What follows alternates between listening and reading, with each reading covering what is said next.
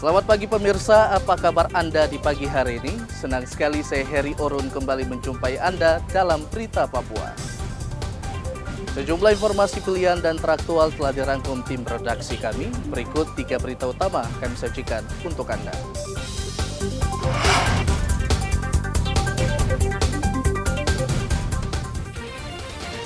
Pasca kerusuhan Dogiai, 5 pekerja jalan hilang.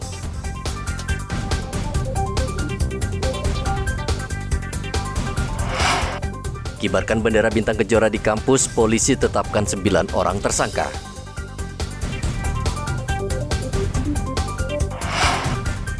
Konvoi pendukung tim Piala Dunia akan dibubarkan polisi jika mengganggu pengendara lain.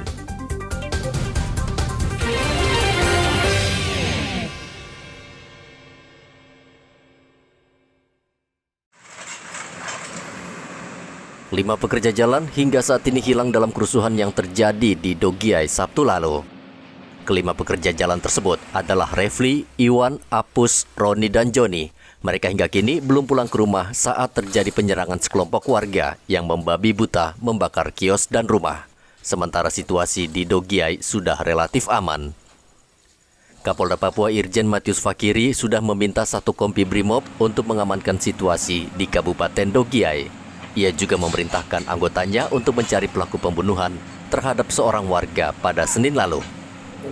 Yang sebenarnya 3 peloton Brimob, yang 1 dari Brimob Papua, yang 2 itu BKW yang kami sudah kirim. Kejadian Paniai, mereka bergeser Paniai dan kami sudah memerintahkan untuk kemarin kembali.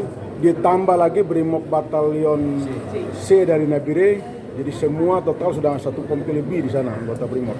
Saya minta untuk tangkap pelaku pembunuhan. Penegakan hukum harus dilakukan sehingga masyarakat tidak main hakim sendiri. Laka lantas jangan dijadikan momen untuk merusak atau membakar, bahkan membunuh orang lain.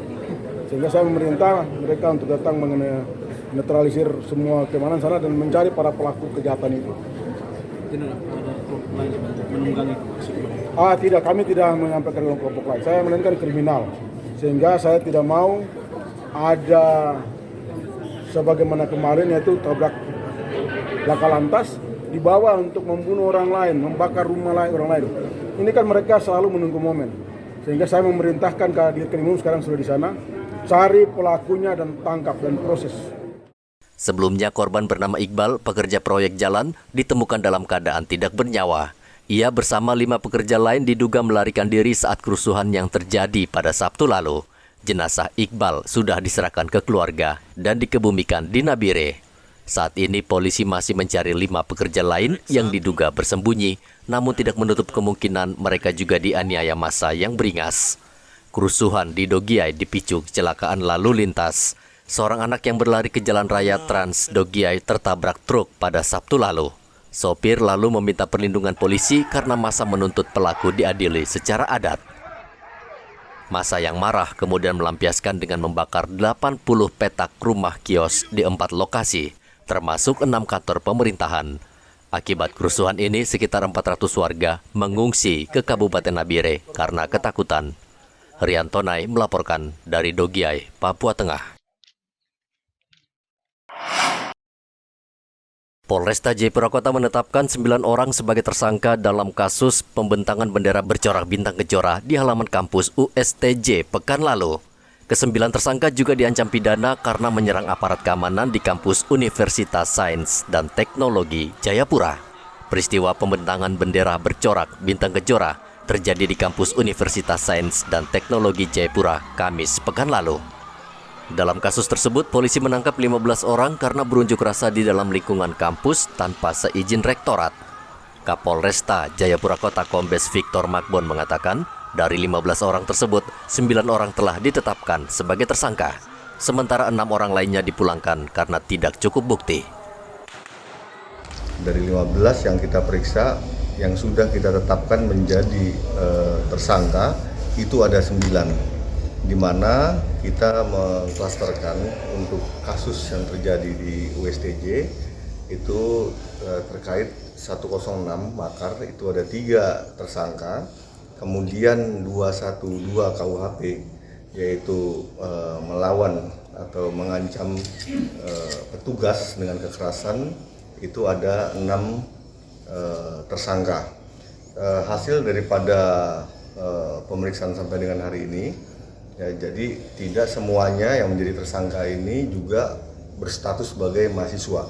Jadi ada orang yang di luar kampus, ya, yang melakukan aksi makar dan juga aksi melawan petugas atau melakukan kekerasan terhadap petugas. Ini tidak semua juga mahasiswa. Untuk yang lain kita pulangkan. Selanjutnya juga terusnya kita akan melakukan pengembangan terkait dengan kasus-kasus tersebut. Dari 9 ini yang mahasiswa berapa? Mahasiswanya berapa? Mahasiswa berapa? Jadi yang bukan mahasiswa itu ada 4 orang dan 5 orang ini adalah mahasiswa. Yang makar, Ya.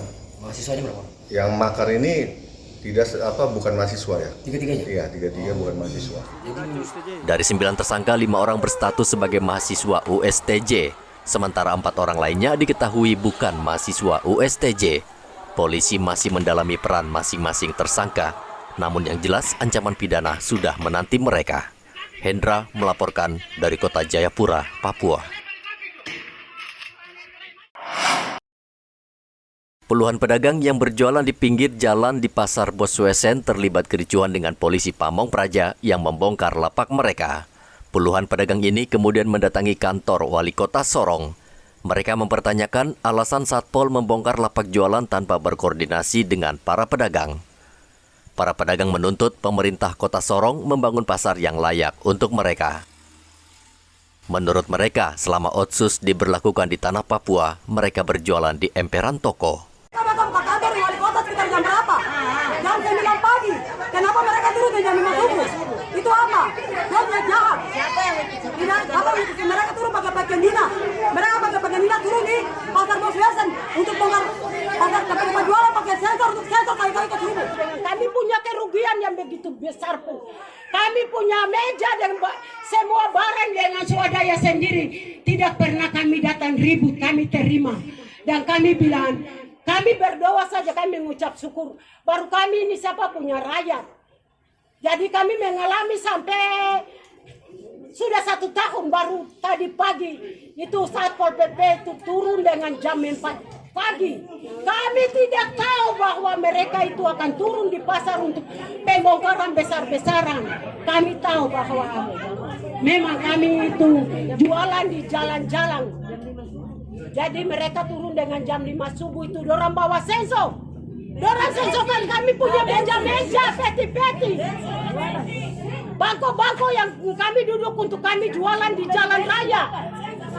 Itu tuh mereka sensor habis itu dan mereka bakar. Pemkot berjanji akan membawa aspirasi para pedagang ke wali kota. Ini pas beliau lagi ada acara Fikom, jadi beliau tidak bisa hadir. Maka saya asisten 3 diperintahkan oleh beliau untuk menerima Bapak dan Ibu. Saya didampingi oleh Pak Kasat Pol PP, Pak Kepala Badan Pajak dan Retribusi. Jahat kawin 10. Keluhan dari Bapak dan Ibu, ya. Kita ingin dengar sehingga nanti ada hal-hal yang mungkin kita komunikasikan dengan Bapak dan Ibu, ya. Saya juga berharap bahwa Bapak dan Ibu ke sini pasti ada yang mengkoordinir, kan? Tidak mungkin Bapak dan Ibu datang sendiri-sendiri. Begitu. Sehingga koordinatornya tolong mungkin nanti setelah apa yang menjadi keluhan bisa ketemu dengan kami lalu kami berkomunikasi. Masukan terus nanti siapa punya masukan yang kita dengar. Begitu ya. Puluhan pedagang mengancam tidak akan pindah dari Pasar Boswesen karena mereka sudah bertahun-tahun berdagang di lokasi itu. Bahkan sebagian pedagang mengaku mereka membangun lapak dengan uang pribadi tanpa bantuan dari pemerintah kota. Edi Musahidin melaporkan dari Kota Sorong, Papua Barat. Polisi menyimpulkan mayat yang ditemukan tergeletak tanpa busana di jalan raya di Kampung Wasur, Merauke merupakan korban tabrak lari. Kesimpulan ini berdasarkan hasil autopsi di RSUD Merauke, di mana luka di tubuh korban bukan akibat penganiayaan. melainkan akibat hantaman benda keras yang diduga kendaraan bermotor. Kasih Humas Polres Merauke AKP Ahmad Nurung mengatakan korban Julius Bernard berusia 25 tahun saat itu sedang mabuk berat. Dan tanpa sadar ia menanggalkan pakaian dan celana lalu berdiri di tengah jalan raya. Ia kemudian ditabrak kendaraan yang melintas dengan kecepatan tinggi. Korban inisial YB, umur 25 tahun, laki-laki. Kemudian setelah didatangi TKP, mayat ini langsung dilarikan ke rumah sakit untuk dilakukan pemeriksaan. Nah, dari hasil pemeriksaan luar itu ditemukan beberapa goresan, kemudian luka-luka pada lengan maupun pada badan, kaki dari korban itu yang diduga adanya laka lantas. Ya. Namun sampai saat ini masalah dugaan laka lantas ini kita masih melakukan penyelidikan, ya, apakah itu terjadi kontra antara pejalan kaki ini dengan kendaraan, baik itu roda 2, roda 4, roda 6 dan sebagainya. Jadi kita masih dalam lidik. Nah, kemudian kejadian ini diakibatkan karena juga korban dipengaruhi oleh minuman keras, yaitu alkohol, sehingga diduga keras dia mengalami kasus 492 mabuk, sehingga tidak dapat mengontrol diri, kemudian berdiri di tengah jalan. Ya, disitulah dugaan kita adanya laka lantas. Polisi bersama Satuan Lantas Polres Merauke saat ini masih melakukan penyelidikan untuk mencari penabrak Julius. Jalan raya di Kampung Wasur ini merupakan jalur padat karena banyak kendaraan melintas, baik mobil maupun sepeda motor. Muhammad Ridwan melaporkan dari Merauke, Papua Selatan.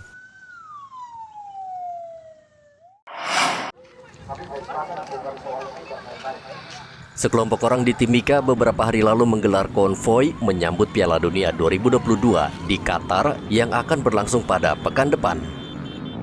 Ajang Piala Dunia sudah ditunggu-tunggu warga karena hanya berlangsung 4 tahun sekali. Kendati demikian, Polres Mimika menghimbau kepada seluruh warga untuk tidak melakukan konvoi karena bisa menimbulkan kemacetan lalu lintas.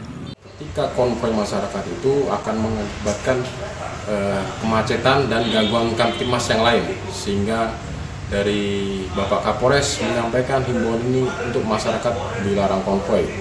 Dampak-dampak yang ditimbulkan dalam konvoi itu banyak ketika masyarakat puluhan maupun ratusan berkonvoi di jalan. Salah satunya macet dan salah satunya juga bisa mengakibatkan gangguan kamtipmas yang lain, misalkan perkelahian di antara sesama pendukung tim atau negara pendukung peserta Piala Dunia. Sesuai himbauan dari Bapak Kapolres, ketika ada konvoi pastinya akan dibubarkan. Itu sudah kita beri himbauan kepada masyarakat baik dari media sosial maupun spanduk-spanduk yang kita sebar di seluruh kota Timika, pastinya akan kita bubarkan. Dan ketika motor yang digunakan atau mobil yang digunakan tidak sesuai dengan prosedur yang ada, sesuai dengan undang-undang, maka kita akan melakukan penegakan hukum. Sebelumnya, polisi telah mengambil langkah tegas terhadap sekelompok massa yang melakukan konvoi di Timika. Polisi menyita bendera tim kesebelasan kebanggaan mereka dan membubarkan konvoi. Dari Mimika, Papua Tengah, Igobat Momolin melaporkan.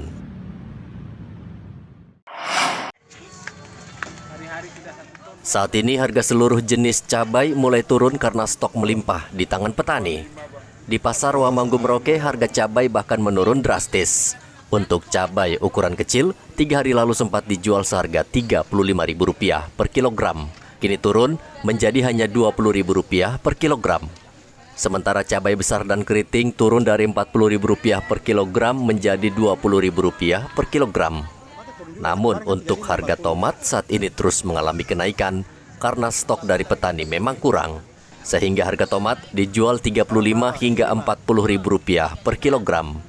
Harga cabai ini berapa sekarang harganya nih? Sekarang sudah 20, Pak. Oh, itu tadi harga berapa itu? Yang 35. 35 ya. Nah, kalau cabai besar ini? Cabai besar sama. 20 juga? 20 sekarang. Itu dari harga berapa juga? Itu dari 40 turun sampai 20. 20. Kalau cabai keritingnya? Keriting sama, cuma besar ini. Berapa dia sekarang? Sekarang 20 juga. 20 juga. Tadinya sama juga 40. Iya, 40. Kalau tomat ya?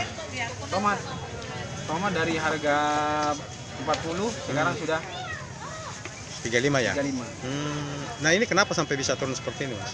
Yo, stoknya belum banyak ya? Iya. Pedagang memperkirakan harga cabai akan terus turun seiring hampir semua sentra produksi cabai seperti di Tanah Miring, Semangga, dan Kurik saat ini sedang panen raya cabai. Muhammad Ridwan melaporkan dari Merauke, Papua Selatan.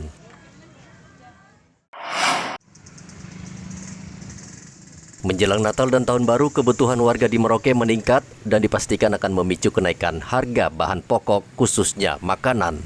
Salah satu barang kebutuhan pokok yang diperkirakan bakal naik adalah telur. Selain permintaan yang tinggi, harga pakan ternak serta biaya angkutan atau logistik juga tinggi, sehingga peternak harus menaikkan harga telur untuk mengimbangi biaya produksi atau operasional. Untuk sementara masih normal. Sementara, apalagi nanti mungkin banyak orang-orang yang masih menada-nada telur untuk persiapan Natal kan. Jadi kemungkinan bakal naik lagi? Bakalan naik. Kira-kira kenaikannya seperti besarnya berapa? Untuk kemungkinan itu yang harga 70 naik ke 75, yang 75 naik ke 80, yang 80 naik ke 85, yang 85 naik ke 90. 5.000 per satu rak ya? Iya. Itu kira-kira mulai kapan itu? Ini kan Natalnya sebentar lagi nih. Sebentar lagi. Paling satu minggu ke depan ya? Akhir bulan 11 ini sudah bisa naik. Sudah naik ini. Harga telur diperkirakan bakal naik minggu depan, kenaikan berkisar 5 hingga 10 ribu rupiah per rak. Biasanya bila harga telur naik, akan diikuti dengan kenaikan barang kebutuhan pokok yang lain. Para pedagang meminta pemerintah untuk mengantisipasi kenaikan bahan-bahan pokok ini. Muhammad Ridwan melaporkan dari Merauke, Papua Selatan.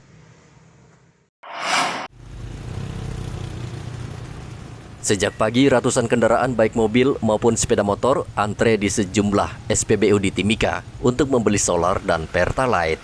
Sebagian pengendara bahkan sudah antre sejak pukul 6 pagi karena khawatir kehabisan BBM. Antrean seperti ini misalnya dipastikan setiap hari pasti terjadi di sejumlah SPBU di Timika. Banyak pengendara yang kesal dan frustasi karena tidak jarang mereka tidak kebagian BBM karena stok sudah habis. Padahal mereka sudah antre berjam-jam. Kadang tiap hari. Tiap hari. Setiap hari itu dikasih satu mobil kena berapa? Kalau kita Pak, kadang saya kan biasa kadang 2 kali saja seperti itu. Kita kan kita pemakaian saja. Ya harapannya Pak supaya tidak antri begitu. Supaya normal kayak tahun-tahun kemarin kan seperti itu kan normal. Kapan saja kita mau isi. Sekarang Pak kalau kita mau isi 50 ribu kan tidak bisa, biasanya ada sedikit uang.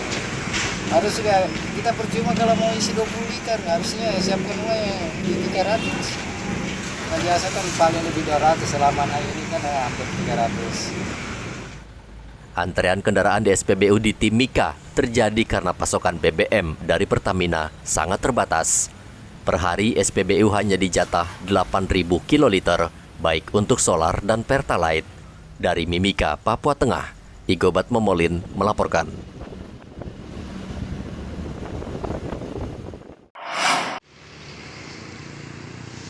Program jemput bola yang dicanangkan Dinas Kependudukan dan Catatan Sipil Merauke kali ini dilakukan di Lapas Kelas 2B Merauke.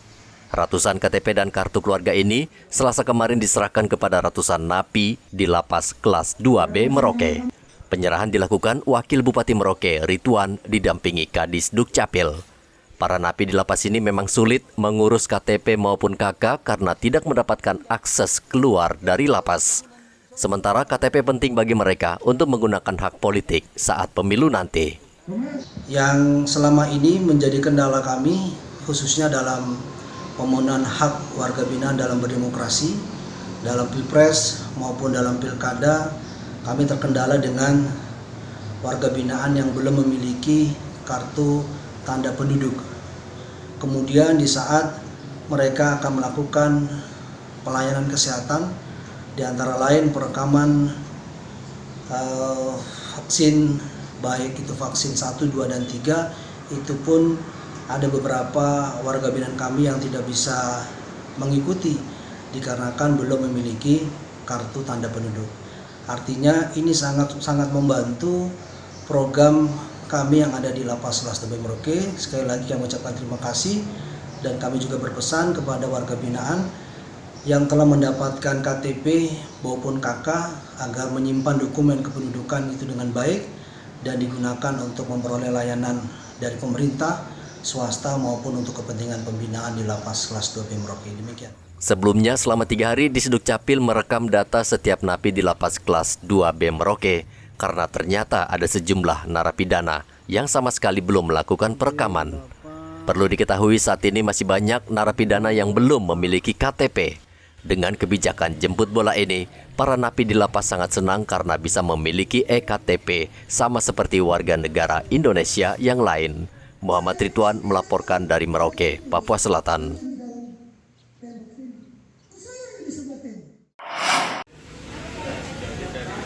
Selama sepekan, BNN Timika gencar melakukan tes urin terhadap ASN dan non-ASN.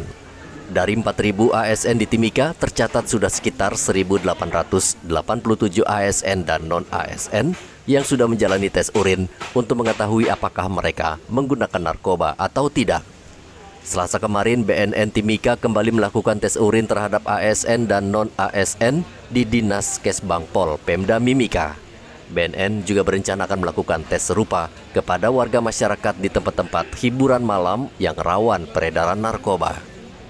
Lebih 1 minggu kita sudah melaksanakan pemeriksaan urin baik di terhadap ASN ataupun non ASN dan termasuk juga di masyarakat di tempat hiburan malam.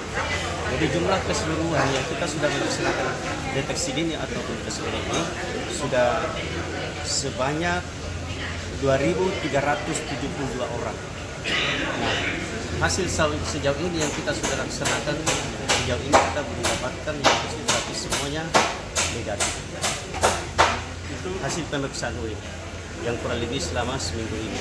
Masyarakat sendiri juga sama di tempat-tempat hiburan malam. Tidak ada ditemukan bahwa ada penyalahgunaan ataupun menggunakan atau membawa narkotika atau narkoba di ASN itu sebanyak 1.887. Nah, untuk masyarakat sebanyak 485 orang.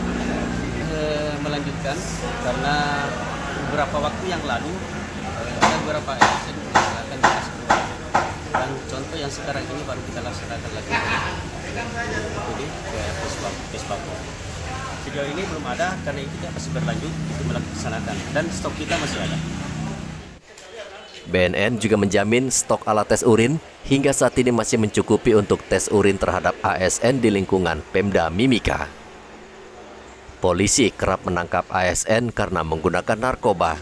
Dari catatan BNN Pusat tahun 2021, jumlah ASN di seluruh Indonesia yang ditangkap karena kasus narkoba berjumlah 217 orang dan anggota Polri 338 orang.